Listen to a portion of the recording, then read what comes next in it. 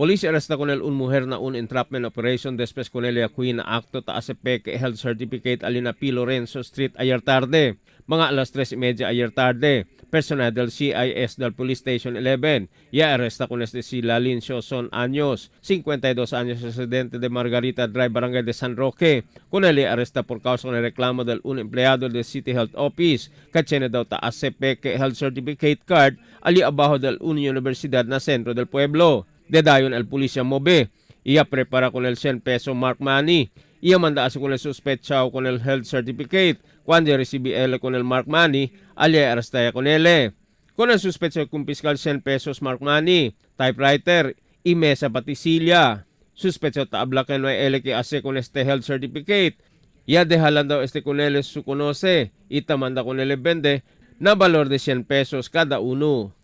Emil Tuban, Dateline Zamboanga.